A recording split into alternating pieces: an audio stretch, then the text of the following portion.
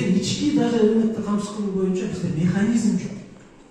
Химиялык жер семирткичтердин бүт бардыгын берип отуруп, эптеп жерди кыйнап кыстап отуруп, жердин баарын өлтүрүп алды.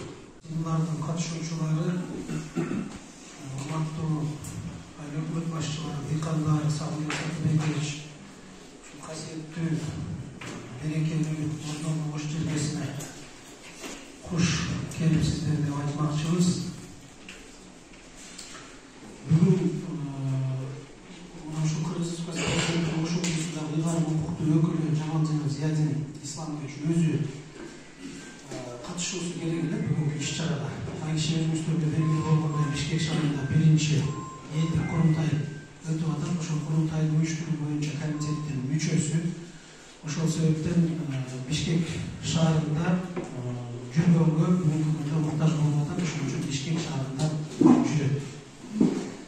Ошол себептен бүгүнкү иш-чарага келе алган жок. Мен Айшаны сиздерге саламдуулайын, айтып коеюн. Анан экинчиден бүгүнкү иш-чара жөн эле бири-бирибизди мактап, бири-бирибизге жакшы сөз айтып окумушпуз, өсүп атабыз, өнүгүп атабыз. Эртең баардыгы ушул органикалык жер семирткичке өтүп, Кыргызстан бүгүнкү күндө дүйнө жүзүндөгү ошол таза, экологиялык жактан таза жер жемишти, ушу айыл чарба продукциясын өндүрүүчү мамлекет болобуз деп эле кыйкырып кетип калгандан эч нерсе чыкпайт. Бүгүн ачык чындыкты моюнга алышыбыз керек. Бул тармакта ишибиз мындай алганда, жалпысынан келип алганда 0% областта. Себеби биз мына өзүбүз кыдырып, өзүбүз иштеп, өзүбүз дыйкандарга барып көрүп атабыз. Мына органикалык жер семирткичтер боюнча сөз кылганда, биринчи кезекте бизде Ош территориалдык филиал бар, органикалык айыл чарбасы менен департамент Ош филиалы бар. Мына бүгүнкү күндө түздөн түз дыйкандар менен иш алып баратылган үчтүк аймактагы мекеме. Биз бүгүнкү күндө эски эле баягы Советтер Союзундагы ыкмадан кете албай атабыз. Айыл чарба министрлиги баштоо. Биз күтүп атабыз, дыйкан качан бизге келет? Качан чарбанын жетекчиси бизге келет? Бизден суранат, бизден сурайт, анан барып анан биз чыгабыз деген эски методдон кетпей атабыз. 30 жыл дагы мындан ары деле убакыт берип коелу, ушул мамиле менен кете турган болсок, айыл чарбасына болгон дыйкандарга жерге болгон мамиле менен кете турган болсок, дагы 30 жылда дыйкан басып дагы келбейт. Департаменттин негизги иши дыйкандарды күтүү эмес, биз дыйкандарга барышыбыз керек. Үйүнө киришибиз керек, ар биринин эшигин каккылашыбыз керек. Ар бирине түшүндүрүп айтышыбыз керек, көрсөтүшүбүз керек. Мына бизде ушундай товарыбыз бар, ушундай жер семирткичибиз бар органикалык. Ушуну эгерде өстүрө турган болсоңуз, ушуну пайдалансаңыз, эртең мына ушундай жакшы түшүм аласыз.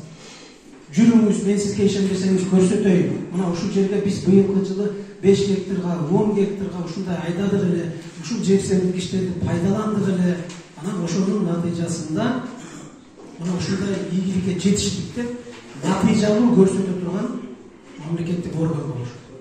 Бүгүнкү күндө департаменттин мына Ош аймактык бөлүмүндө ушул дыйкандарга био каражаттарды жеткирип, бир өзүнчө практикалык жардам көрсөтүү үчүн автоунаасы да жок турабы. Автоунаасын табайын десе, үйүүчү май, майлоочу май каралган эмес республикада. Анан бул кишилер жөө барат. Биз дыйканга жетпей атсак, анан биз дыйканды ошон үчүн айла жок кабинеттен чыкпай бүтүп атабыз. Айыл чарба министрлиги мына менин оюмча кызматкерлери эртең мененки 9-да келип, кечинде 5-ке чейин отуруп, анан үйүнө кетип кала турган мекеме эмес. Экономика, коммерция министрлиги башкалар болсо, мүмкүн аларда отуруп, ошол жеринде жасай турган иштер. Айыл чарба министрлиги деген, айыл чарба министрлигинин кызматкерлери булар талаада болуш керек, аймактарда болуш керек, областта, райондо жер менен, айыл өкмөтү менен, дыйкандар менен жеринде болуш керек. Эгер андай мамиле болбой турган болсо, Бишкекте отуруп алып эле кабинетте отуруп жазып койгон токтомдор же жазып койгон бияка жөнөткөн буйруктар жеринде аткарылбайт. Буга чейин дагы аткарылган эмес, мындан кийин дагы аткарылбайт. Себеби ал жерде практика жок. Дыйкан менен эсептешүү жок. Мына райондук айыл чарба департаменттин башчылары менен эсептешүү жок. Тиги жакта отуруп кагаз менен берет, мынча тоннаны жөнөткүлө ушуга тиги план түзөсүңөр деп койсо, анан бул кишилер ооба деп туруп кол коюп дагы анан тияка айдайт. Бүт баягы статистикадан кете албайт. Статистикадан, кагаздан кете албайт. Кагаз жүзүндө биз бүгүнкү күндө өтө бай мамлекетпиз. Айыл чарба продуктусун өндүрүү боюнча өтө бай мамлекетпиз. Фактически складдарды көрсөңөр эч нерсе. Мына буга бир эле себеп, бир эле мисал 7611 тонна биз быйылкы жылда материалдык резервтер фондуна буудай өткөзүү планын алсак, 288 тонна менен токтодук. Андан ары буудай өткөн жок. Сурасаң жок, буудай жок райондо. Кагаз жүзүндө 7600 тонна тиги буудайыбыз турат. Складтарга барып чарбаларды кыдырып көрүңүздөр, чарбаларда буудай жок. Болсо дагы өстүрүп туруп чабып алгандан кийин жакшы баага башка жактарга сатып берет. Малдарды тиги бордогондорго жөнөткөн ошентип ички коммерциялык багыттарга кетип калган көпчүлүк. Ошол өндүргөн эгинибиздин сапатына келели, сапатына. Клейковинабыз баягы чоюлчактыгы башкасы боюнча биз эң акыркы орундабыз. 18'di көрсөтүп атат клейковинабыз. Болгон. Аны менен эч убакта алып чыгып тиги комбинатка алып барсак да, бул комбинаттар буудай менен ун жасап бере албайт. Биздин өзүбүздүн Кыргызстанда өндүрүлүп аткан буудай менен бүгүнкү күндө 1 килограммдагы ун жасап бере албайт. Баягы өзүбүздүн эле кара тегирмендерге, суу тегирмендерге ошолордун гана тегерегинде жасабыз керек. Органикалык департаменттин негизги максаты мына ошолордун сапатын жакшыртуу. Ошолордун буудайдын сапатын жакшыртуу. Жердин сапатын жакшыртуу. Бүгүнкү күндө чындыкты моюнга алышыбыз керек. Мына химиялык жер семирткичтердин бүт бардыгын берип отуруп, эптеп жерди кыйнап, кыстап отуруп, жердин баарын өлтүрүп алдык. Мына кошмо Талас облусу ыйлактап атат. 1 гектар жерден 2,5-3 тонна фасоль алсак, бүгүнкү күндө 800 килограмм фасоль алып атабыз дейт. Эмне себеп? Жер өлдү. Жер арыктап бүттү деп. Биз ошонун үстүнө баягы химикат менен гана аракет кылып, эптеп түшүмдү алыш үчүн химиялык жер семирткичтердин бүт бардыгын сээп берип атып, аягы мына ушуга келдик. Бүгүнкү күндө жер толугу менен деградацияга моюнга алышыбыз керек. 90% жер айыл чарба багытындагы жер деградацияга учурат. Эми негизги максат ошол көйгөйлөрдөн биз алдыга чыгышыбыз керек. Ошол көйгөйлөрдү чечишибиз керек. Мисалы, мына органикалык жер семирткичтер боюнча департаменттин областтык башчысы бизде бүгүнкү күндө Ош облусунда канча эме менен химиялык багыттагы жер семирткичтерди алабыз? Канча тонна көлөмдө? Бүгүнкү күндө дыйкандар канча пайдаланат? Областтын муктаждыгы канча? Областтын муктаждыгы жөнүндө эми бизде маалымат алынып жатат, бирок ар бир айылдык өкмөттөрдөн агродүкөндөрдөн алып жүрүшөт. Мынакей. Биздин жөнөкөй эле эмеге болгон мамилебиз Сагынбек Сатович. Химиялык канча муктаждыгын жер семирткич алган муктаждыкты билбегенден кийин биз кантип дыйкандарга органикалык жер семирткичти сунуша алабыз? Жадыбандай жаттап билишиңиздер керек. Канча химиялык эмени пайдаланабыз? Ошонун ордуна канчасын органикалык жер семирткич киргизе алабыз? Канча мүмкүнчүлүгүбүз бар? Бүгүнкү күндө чындыгын айтып моюнга алышыбыз керек. Департамент канча пайызын ошол мына 44.000 тонна бизде быйылкы жылда эмеге жер семирткичке муктаждыгыбыз ушул химиялык жер семирткич. Ичинде фосфору бар, башкасы бар, жана бүт бардыгы карбамиди, башкасы дейт. Эми 44.000 тонна бир жылдагы муктаждыгыбыз. Ошонун канчасын сиздер камсыз кылып бере аласыздар? Эгерде мына быйылкы жылы биз губернатордорго тапшырма коюп атат, ар бир райондон 2ден айыл өкмөттү 2023 жылы органикалык багыттагы айыл өкмөткө өткөзөбүз. Тапшырма коюлган тиги коллегияда каралган протоколдук тапшырма кеткен. Мына райондун жетекчиси, Кара Суу районунун рууарлардын башчылары ар бириңиздерге ошондой тапшырма түшкөн. Туурабы? Бүгүн жерден ошол айыл өкмөттөрүн алып келиңиздер. Ошол өткөзөбүз деген айыл өкмөттөр. Мына азыр тургузуп эле сурайлы жөн эле мына Жош айыл өкмөтү карасыз. Кантип өткөрөбүз? Канча эмеңиз бар бүгүнкү күндө депутаттар? Органикалык жесемдик ишке канча заявка түштү сизге? Же департамент менен байланыштыңызбы, сүйлөштүңүзбү? Кантип өткөрөбүз? Жөн эле эмеси, план. Департамент менен сүйлөшкөнбүз. Кече 2 күн болду чакырып сүйлөшүп, органикалык жесемдик тесттерди өткөрүү боюнча азыр немелерди балда адамдарды даярдап атабыз. Бүгүнкү күндө биздики мисалы биздин дыйкандар өздөрү баштаган неге дегенде баягы сөздүн алдына барып гумус даярдап туруп өздөрү агроторуна себеп атат көпчүлүгүчү. Неге дегенде сиз айткандай жерди биз наркоман болгон бүгүнкү күндө азот мочалина берип жүрүп. Азыр биздин дыйкандар мисалы Гайратта мен азыр Гайраттын башына канча келдим. Агартуда Калилинде бизде почти органикалык көп. Канча эмеңиз? Сиздин муктаждыгыңыз канча? 1 жылга айыл өкмөттүн аймагындагы дыйкандардын филиал ошол жексенбик иштерге буга чейин алып жүргөн муктаждык канча? Билбейсиз. Маселе ушул. Сиз билбесеңиz ора болбоңуз, алдабашка. Эде мен алдайсыз, мына департаменттин башчысын алдайсыз. Ана бул кишилер алып бараттар тиги жака укмуш, мына Жош айыл өкмөтүнө барсак баары берет экен, укмуш экен, иш жүрүп атат экен деп туруп отчетту берет. Анан ошол отчет жылып отуруп президентке жетет. Анан президентибиз окуса эле ошол биз укмуш экен да Жош айыл өкмөтүндө иш жүрүп аткан турган. Карасоо менен сонун эле кетип атыптыр. Биз укмуш иштеп аткан экенбиз деген эмени берип атат. Бияктан алып атпайбыз, жери менен кагаз менен алып атпайбыз. Ошон үчүн жок нерсени жок деп айтканды үйрөнүшкө. Мен билбейм. Себеби ошол нерсеге кызыкпап турган. Ошонун үстүндө иштейм деген үйрөнүшкө. Мына сиз айыл өкмөтүңүздү бүгүн жексенбик иш канча керек экен дыйкандарга билгенден кийин кайтадан органикалык өткөзүп. Сизде конкретно мындай план болуш керек. Силерге мына урбарларга түштү да туурабы? Урбарларга протоколдук тапшырма түштү. Ошо протоколдук тапшырманы алып алып, ошол негизинде сиз иштеп чыгышыңыз керек эле отуруп. Мен айыл өкмөтүндө мынча жер бар, мынчасы сугат, мынчасы кайнат. Ошонун дыйкандар ушул жерге мынча органикалык жесемдик иш пайдаланат. Анан ошол жесемдик ишти биз органикалык эмеге өткөзөлү деп атабыз, жесемдик ишти. Ошондо быйылкы жылга биз мынча гектар пландадык, департамент менен сүйлөштүк.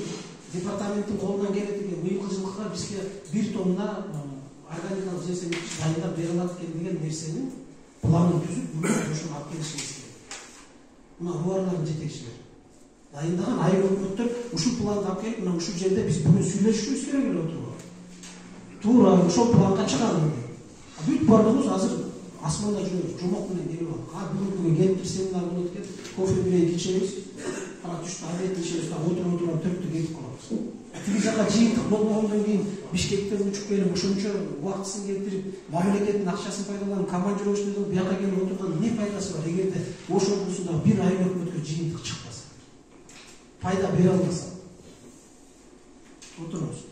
Канча сиздер темен муктаждыкты жаба аласыздар департамент? Бүгүнкү күндө дыйкандарга канча бере аласыздар? Органикалык жесемдик ишти. Органикалык жесемдик чабыктын бизде Ош облусу боюнча 2 биогумус даярдоочу чарбабыз бар. Бири Асанатта кооператив, Тарман айылында, Карасуу районунда, Чистагы, Түрөктүн айылында, Карасуу районунда, деген чарбабыз бар. Бүгүнкү күндө Асанатта кооператив 500 тоннага чейин чыгат. Өзү 6-7 миңден ашык биогумустан башка бизде биоэлектр деген биопрепараттарыбыз бар. Канча бере аласыздар ушунда бүгүнкү күндө дыйкандарга? Канча мүмкүнчүлүгүңүз бар?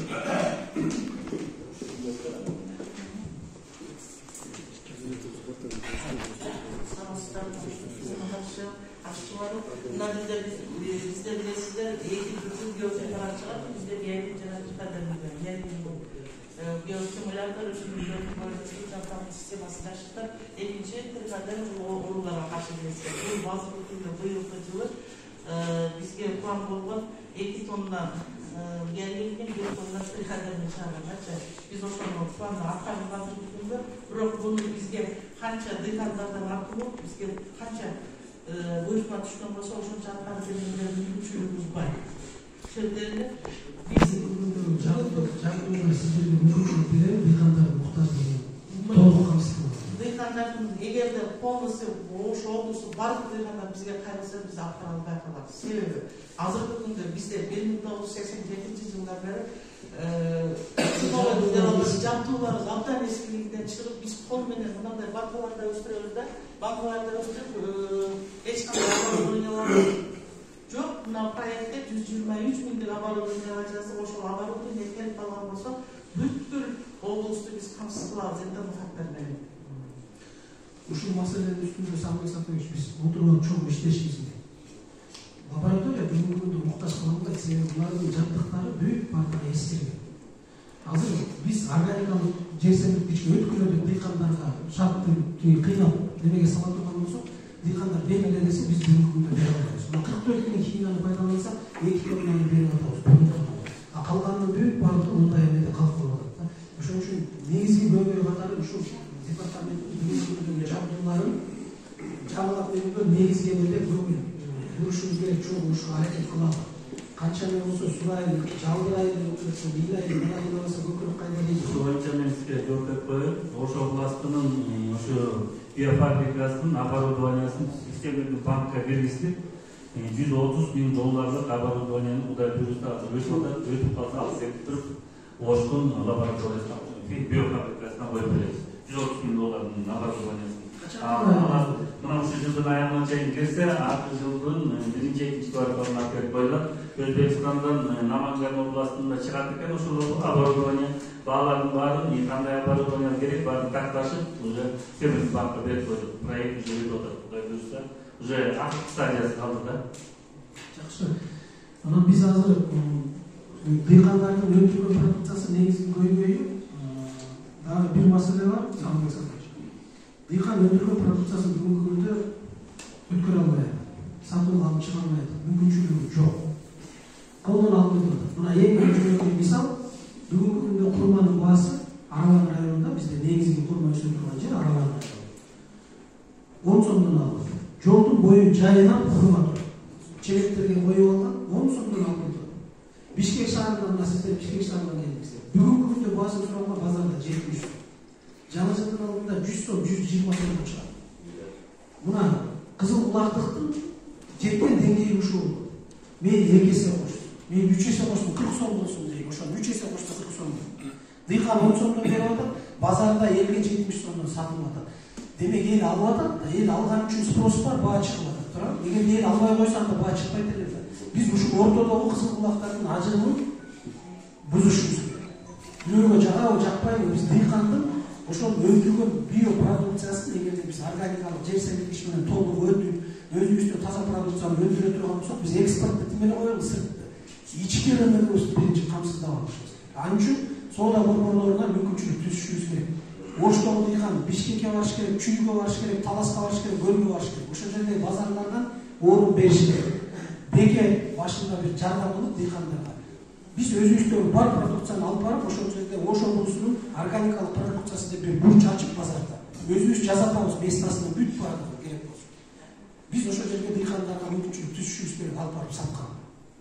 Ал жактын дыйкандарын алар өндүргөн продукцияны биз өзүбүз алып келип, биз Оштун базарларында, соода борборлорунда жардам берип, бардыгы менен сүйлөшүп, центрларды ачышыбыз керек. Ысык көлдөн чыккан органикалык продукция, Жалал-Абадтан, Таластан чыккан органикалык продукция деп биз өзүбүздүн рынокто биринчи камсыз кылууну колго алышыбыз керек. Эгер андай болбосо, биз өндүрүп алган продукция дыйкан мындай төгүп, жайы менен талаада жүрүп өндүргөн продукция талаага кетип атат.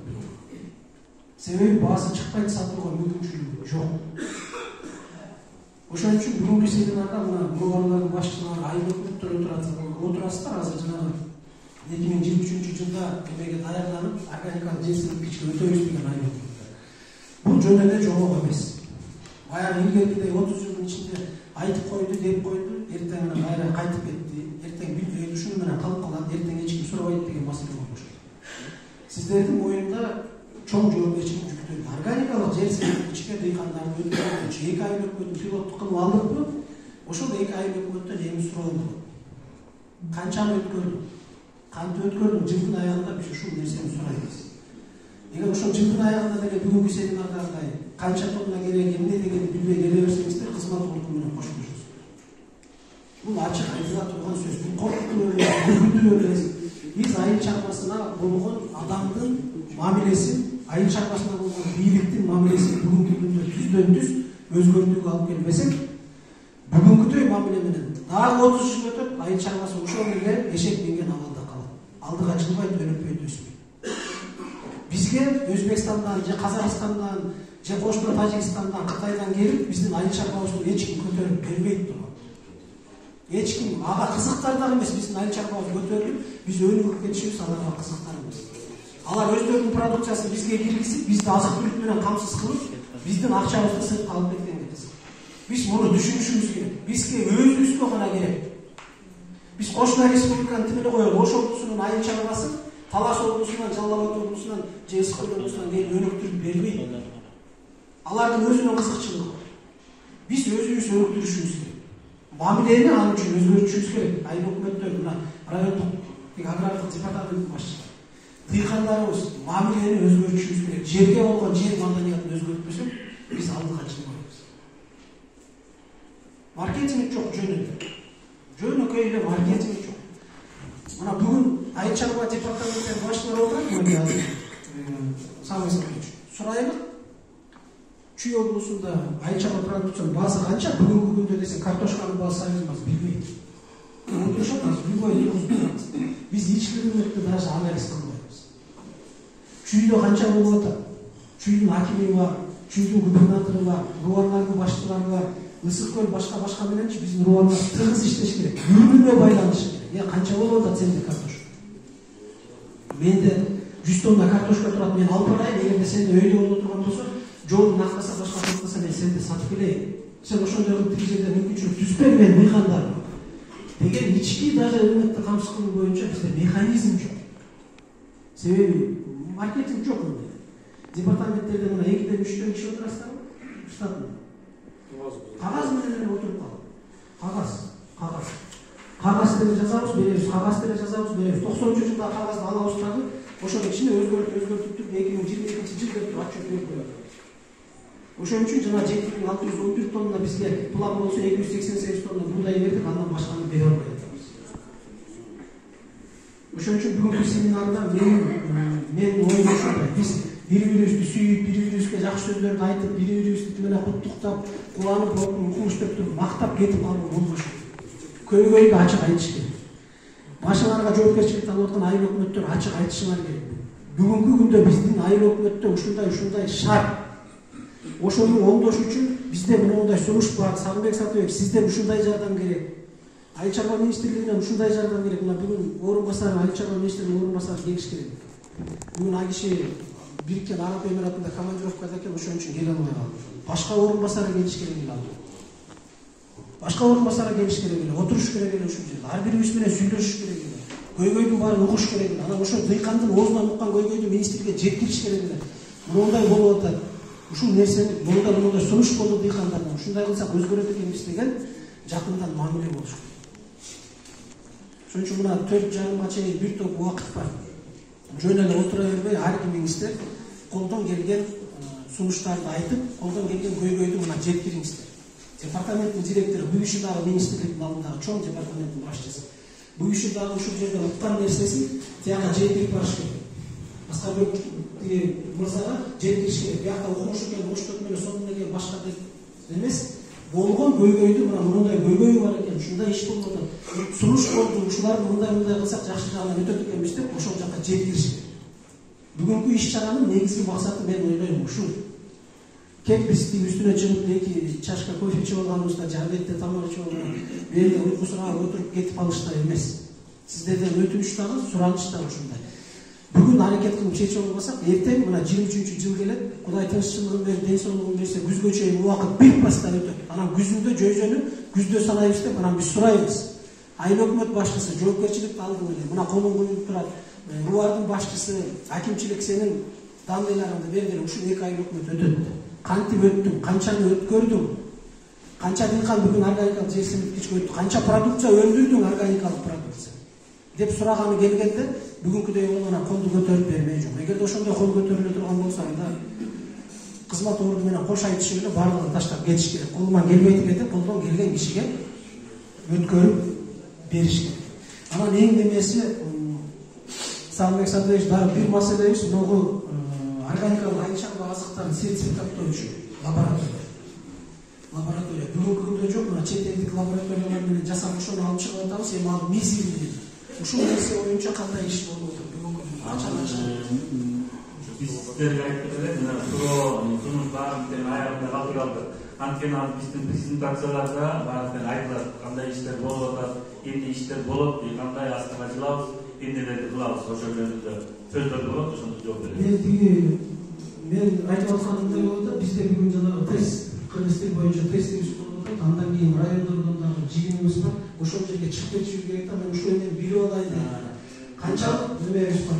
Анда мен сиздерге жооп берип коеюн. Биздин департамент түзүлгөнүнө 4 жыл болду.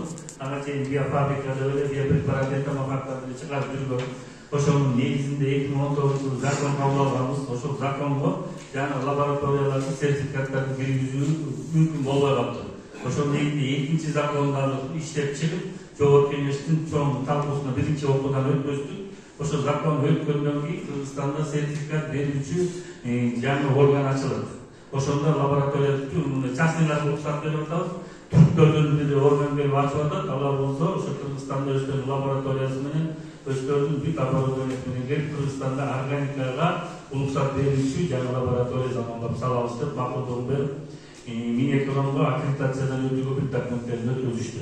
Ошо биздин закон деле бүтүп атышат, анткени биз ошону өткөзүп бүт положениясын өткөзүп барып, Минюстка барганда алар законун өтмөйүнчө бул положение өтпөйт деп токтоп калды. Ошондой иш болду. Мамлекеттик деңгээлде лаборатория 2023 өтүп жок. Мамлекет боюнча мамлекетте органикага берүүчү лабораториялар туранда жок. Бирок биз улуттук программабызды жазып атабыз, ал кийинки докладдарда болот, сиздерге айтып коет. Ошол улуттук программабызда донорлордон тышкары 1,5 миллиард сомду ошол программага киргизип атабыз. Айыл чарбасын өзүңүздөр билесиздер, баарыңыздар айыл чарбасынын алектенип атасыздар. Былтыркы жылы 26 миллиард сом бөлүнгөн, бирок органика кирбей калган. Биз деген кийинки жылдан баштап ошо органикага 1,5 миллиардды 26 миллиарддын ичинен органиканы өндүрүүчүлөрүнө жана органиканы кайра иштетүүчүлөрүнө жана заманбап жана оборудование техникаларды линияларды алганга деп 1,5 миллиард сом киргизип атабыз ошол улуттук программабызга. Түшүндүм, рахмат. Анан биз мындай кылып атабыз да, Сағынбек Сандырович. Мына быйылкы жылга арасында азыр дыйкандар да болсо, биз жеке дыйканга азыр Буардагы, Акимдагы, губернатордагы барып, ушул жеринде органикалык жер земличке өткөрүүсүн деп указ бере албайбыз. Себеби бүгүн дыйкан арзан, кайсы жерден арзан ürün тапса ошону себип атат, кайсы жерден арзан солярка тапса ошону куюп атат. Ар ким өзү менен чогуу атат, дыйкан өзү менен өзү бар. Ошон үчүн дыйканга түздөн түз азыр барып ушуну өзгөртөсүн ушул жерди деп айтыш кыйын. Ошон үчүн биз быйылкы жылкыга мына райондук агрардык департаменттин башчылары отуруп, ушулар менен сүйлөшүп, кеңешип, үйрөн чарбаларда бизде мына 200 гектар, 150 гектар, 180, 300 гектарга чейин жерлери бар чарбаларыбыз бар. Бирок кыйратып дыйканга үрөө берип, биздеги үрөдүн сапатын мындай өргөн. Үрөөсү да жок. Бүгүн дагы отурат чарбалар бар. Бул ачуу чындык. Ошон үчүн биз ошол жерден 20-30 гектардан ар бир чарбадан алып атабыз. Жерди калтыргыла айдабай. Анан спонсорлорду таап атабыз. Жакшы бир колунда тыйыны бар, дыйканчылык кылып жүргөн адамдарды таап, биз сизге 10 гектар жер мына Кара Суу районунан бир чарбадан беребиз, Кара Суу районунун экинчи чарбадан, Арал районунун 3-чү чарбадан деп 10-20 гектардан жер берип атабыз.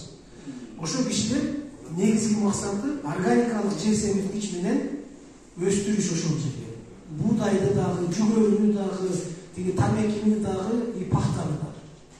10 гектар жер берсек, биздин талап ушундай болуп атат. 5 гектарына химиялык жер семирткич бересиз, 5 гектарына жанына органикалык жер семирткич бересиз. Анан ошонун башынан баштап видеого тартабыз. Башынан себилгенден баштап, айдалгандан баштап кандай деңгээлде өзүндө канчалык өстү, жыйынтыгы кандай болду. Анан ошол жыйынтык жакшы бере турган болсо, органикалык жер семирткич менен өстүргөн жерибиз. Дыйкандарды чакырып ошол жерге окутуп өткөрүп көргөзүп, мынакей урматтуу дыйкандар, эгерде органикалык жер семирткичке өтсөңүздөр кийинки жылдан баштап, мына ушундай түшүм болот, жыйынтыгы ушул деп ар бирине көрсөтүп бергенге биз быйыл ушул чарбалар менен сүйлөшүп атабыз. Бирок чындыкты моюнга алышыбыз керек, бул дагы мыйзамсыз. Себеби чарбанын жерин алып атабыз биз. Чарбанын өзүнүн мыйзамы боюнча ал жерлер ошо үйлөнчүлүккө өзүнүн максаттуу жерин иштетиш керек. Биз эмне үчүн аны мыйзамды бузганга деп барып атабыз? Чарбалар бүгүнкү күндө аны эч убакта максаттуу иштеткен жок. Жерлерди так эле максаттуу иштеткен чарба жок. Ошон үчүн ошо чарбалар аркылуу дыйкандарга жеткизе деп атабыз. Ошон үчүн мына областтык департаменттин башчысы сизге бир жума убакытта бизге сунуш алып келиңиз. Канча тонна бере аласыз? Кайсы органикалык жер сериктиштен? Ошол берген органикалык жер сериктиш жамбырына береби, тамырына береби, жерге береби мүмкүнчүлүктү кийин күзүндө ушундай эле берет деп туруп анализ кылып алып келиңиздер. Биз сиздерге дагы ошол чарбалар менен келишип түзөлүп дагы сиздердики сатып алалы. Мисалы частный компаниялар менен сүйлөшүп атабыз да бүгүн. Жеке компаниялар менен сиздерге берели мүмкүнчүлүк. Бирок сиздер гарантия бересиз. Ушул нерсени пайдалансаңыздар, ушунчага көбөйөт. Анан ошонун башынан баштап, ошол жанагы 10 гектар, 20 гектар алып иштетип аткан дыйкан менен барып жеринде сүйлөшүп, ошол жерлерде жашайбыз. Ошол жерлерде жашайбыз, ошол менен иштейбиз, аягына чейин ошону чыгарабыз. Таяктын эки учу бар, бирөө биздин колдо, экинчиси бош. Эртең уруттуруп жеңилип калсак, таяктын экинчи учу башыбызга тиет. Бирок баардыгыбызга тийгендей болобуз. Эгер бүт эле баардыгыбыз коркуп эле, эксперименттен коркуп эле койбойт, эртең креслодон айылып калам, ал жыйынтык бериле калса деп отуруп эле турган болсок, бизде өлүмү да өсүү да болбойт. Акыры бирөөлөр чыгып, жаман көрүнүш керек. Биз ошого кетип атабыз. Сиздерден дагы министрге да барганда жеткирүүбүз ушул нерсени. Бизге ошол тараптан дагы министрлик тараптан дагы колдоо керек. Ушуну эгер Кудай жалгап, кийинки жылкынын түшүмүн ошо органикалык жер сериктиш менен жакшы жагына өздөштүрүп алсак, анда дыйкандарды кийинки 24 жылдан баштап толугу менен ошо органикалык жер сериктишке чектен өткөрөбүз. Антпей турган болсок, бүгүнкү күндө муну дыйкандарды органикалык жер сериктишке өткөрүүнүн башка жолун биз бүгүнкү күндө көргөн жокпуз. Тупикте эле турабыз да дагычы. Жерлердин эмеси боюнча мына лабораториялар менен Кудай буйрса ошо жана алып аткан 20 гектар, 30 гектар чарбалардан алып аткан жерлердин бүт баардыгын лабораторияга тапшырып, топурак лабораториясын чыгарабыз. Химиялык эмнеси көп алып, фосфору көп, кальцийи көп, карбонаты көп, ошонун баардыгын чыгарып, кандай жер сериктишти канчалык көлөмдө берсек болот ушул. Анан ошол дыйканга биз эртең жер сериктишибиз бар, ошону биз сизге беребиз, камсыз кылабыз деп алып, анан сиздер муктаждыкты актай албай, бизге берип чыгара албай жатсаңыздар, ортодо чоң маселе пайда болот. Ошон үчүн сиздер менен баардыгыбыз чоң отуруп, анализ кылып чыгарып дагы мүмкүнчүлүгүбүзгө жараша ошол жерлерди өткөрүп ченден баштап эксперимент кылалы. Бул эми экспериментальный поле болот да мында. Ошол эле мына бүгүнкү күндү семинарга мен өтө чоң ийгиликтерди каалайм. Бул жакшы иш башталды. Мына келип атасыздар, чогулуп баардыгыбыз отуруп атабыз, дыйканды дагы башкасы дагы ушул жерден арай көз чарай бүгүн сүйлөшүп, кемчиликтердин баардыгын айтып, дешип, бири-бирибиздин бетибизге айтып, көйгөйлөрдү чечип алалы. Болбосо ура менен уктап кетип кала турган болсок, бунун жыйынтыгы чыкпайт. Кайра өзүбүз кийинки жылды келгенде өзүбүз эле уят болобуз. Ошон үчүн бүгүнкү эле мындай ачык түрдө, дискуссия түрдө өтсө деп мен каалайт элем. Бүт дыйкандарга мүмкүнчүлүк берилсе, ар ким өзүнүн